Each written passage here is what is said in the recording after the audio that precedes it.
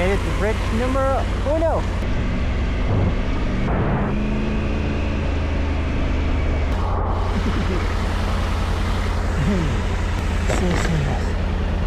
Just look at this place.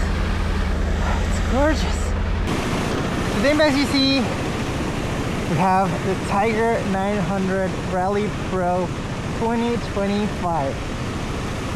This is what's replacing the 500 EXEF. This is my new bike and it's awesome. If you follow my channel for a bit, you know that I had a Tiger 900 2023. Well, I'm back after the 890 and after the 500, back on a Tiger. Why? Because it's amazing. Honestly, incredible on the road. It's like a couch on wheels, and it happens to be pretty decent off-road as well. For what I want to do, which is not as intense as the 500, more closely related to what I was doing on the 890, but probably a bit more road. I want to do some longer trips, go to some places further away from home, and that's where this thing comes in. It's amazing on the road and plenty capable off-road. Plus, just look at it. It looks so good. The only two things that changed on the bike so far are bar clusters and the tires, because for some reason Triumph delivers his bikes with road tires 100%. I didn't go super aggressive on the tires. I went for Dunlop Film X Mission. They are honestly surprisingly good. If you are questioning how good the tires are, watch a video by what's it called? Something Sunday, right? Every Sunday or something like that. Anyways, he did a video on these tires. They're great. I had them on my last Tiger. I had the front on my last Tiger. On my last Tiger I had a TK70 rocks on the rear. This time I went full Film X missions, and honestly, we've been riding for a bit. They've been doing amazing. Anyways, let's keep riding this thing. It's such a cool bike. First time with it really off-road. I took it on a tiny little Forest Service road when it still had the road tires. This is his first real test off-road. So far it's doing incredible, and just look at her. She looks so good. Let's go! Looking at the trail, it looks nice.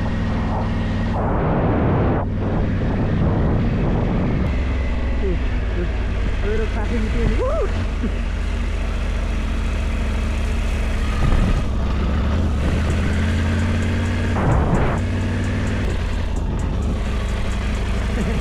I'm avoiding the water.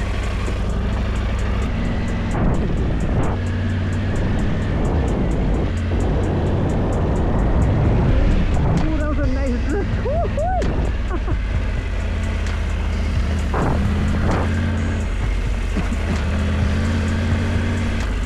I'm gonna let him go back.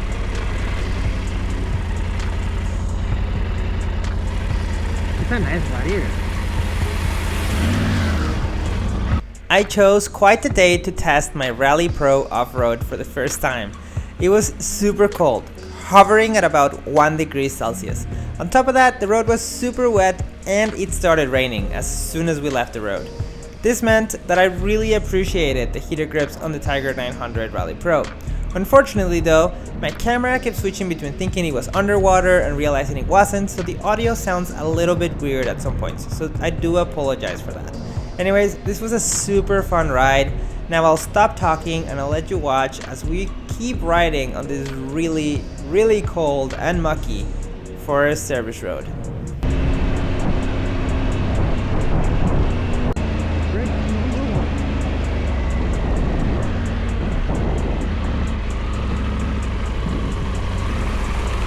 Made it to bridge number uno.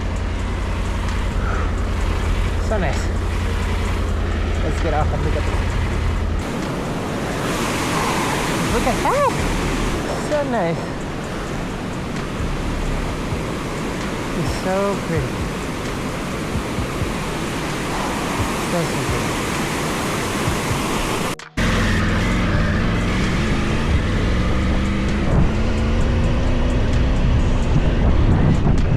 A little jump on the bike.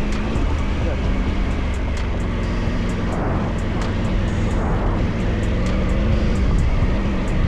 Something else worth mentioning is that my bike was still well within its braking period at the time of this video. Sitting at 500 kilometers, my max recommended RPM range was 6,000. and I did my best to stay under that, as I want to keep the bike for a while, and any chances that the bike will last a little bit longer are worth it in my eyes. Although I couldn't use the whole power of the motor, with 106 horsepower, even limited to 6,000 RPM, the bike was still a blast to ride.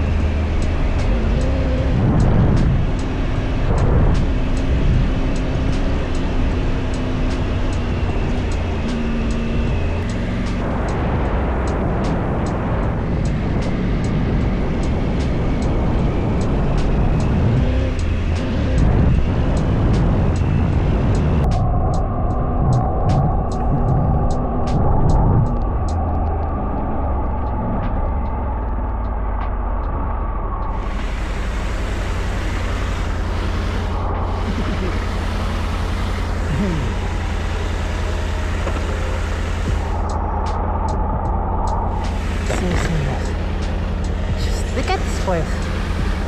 It's gorgeous. Careful with the brake. Oh, that was a cool line. Oh, it's gonna look sweet on video.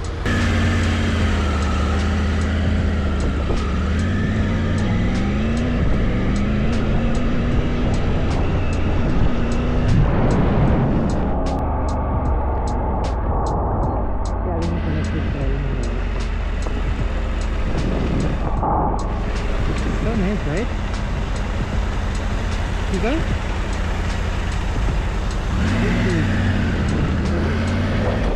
What? Oh, you sold it? My suspension is set up to max preload -1 turn in the front and 10 clicks on the rear shock.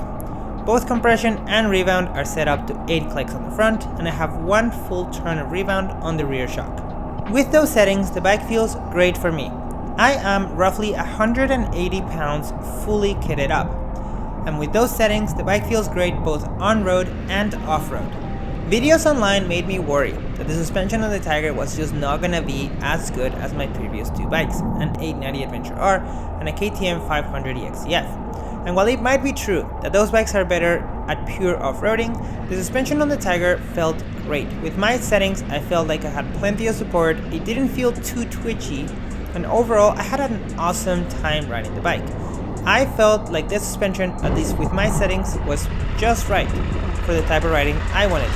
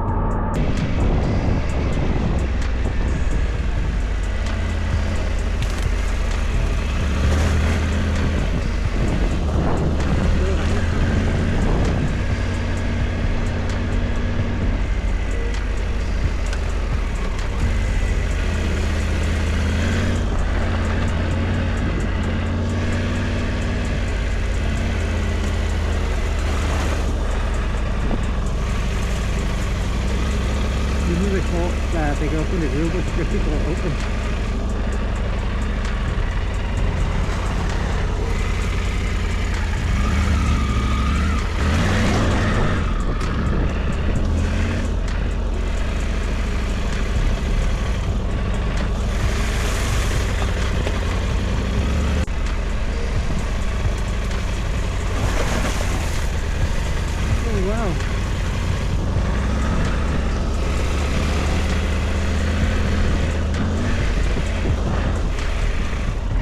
Degrees.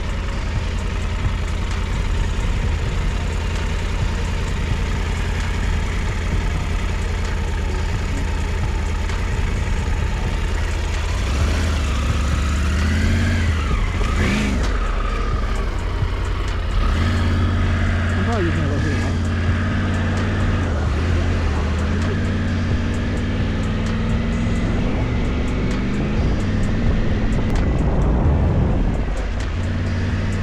This is where you usually get that really nice view.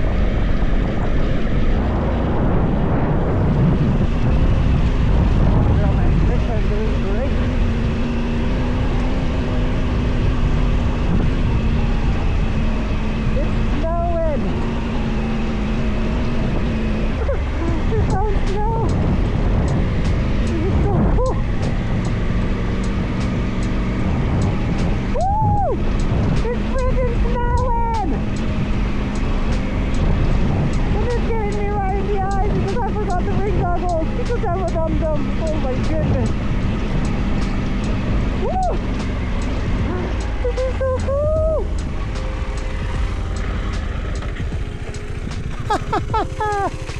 This is epic! Just look at this! I'm so happy to be out here right now. What? This is so cool. We're almost at the end. Remember, like just up here, you have to turn around.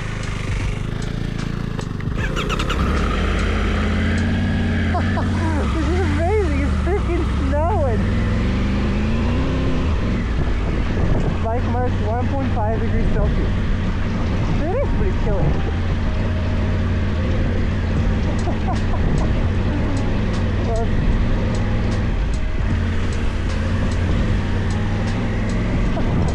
Oh my goodness.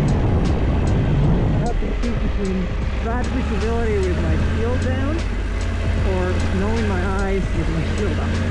Right now I'm going for bad visibility. Oh wow, that's like proper snowing.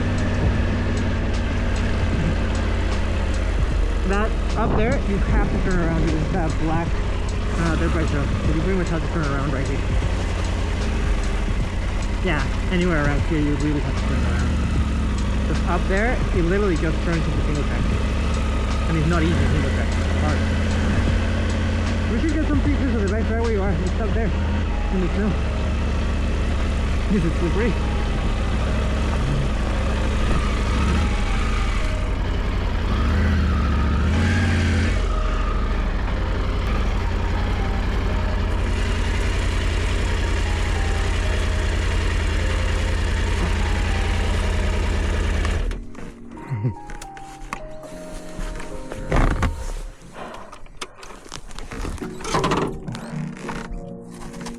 Hold it.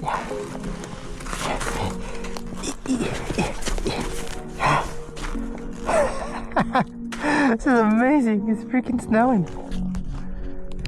Usually, the best part about this ride are the views. You get beautiful views. I've crossed multiple sections on this ride. Unfortunately, due to the weather, we obviously didn't get to see that. So we'll have to settle for the awesome riding and for finding snow, which is honestly cool with me. I brought the drone with me, but with snow falling, I felt like it was a little too risky to choose to fly it. So instead, we just got some pictures with our phones and then we started heading back down the mountain. It's like really snowing.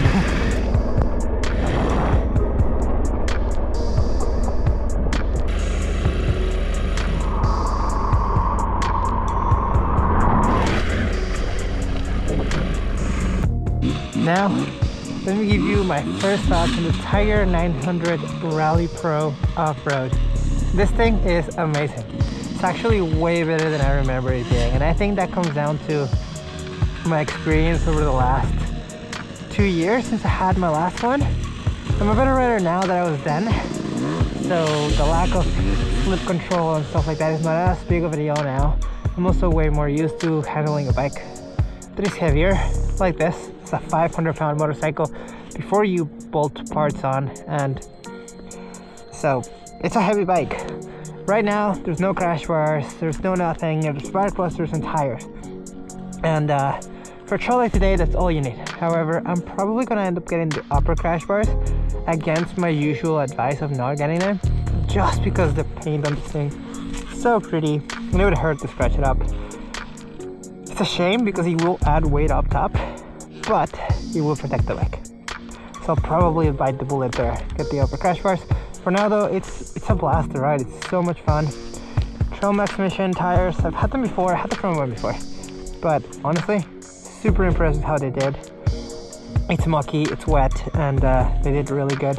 And the mud, probably not as good. There's a few holes where I can feel a little bit of a squiggly thing, but overall, fantastic tires. They perform better than they look like they would.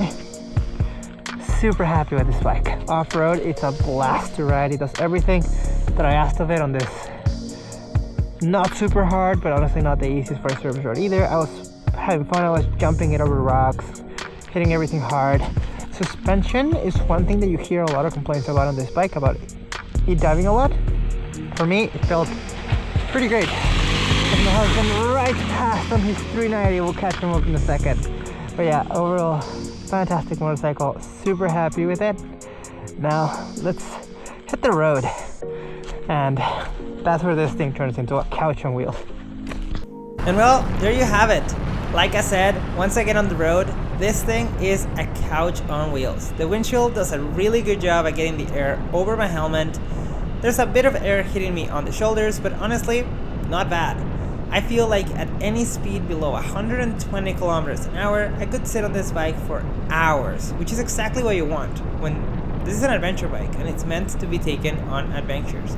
And that type of wind protection just makes it feel like you can go forever. Overall, the bike did great off-road. I'm super happy with it and can't wait to take it in more adventures. Now, as we ride into the sunset, thank you so much for watching, and I'll see you guys on my next video.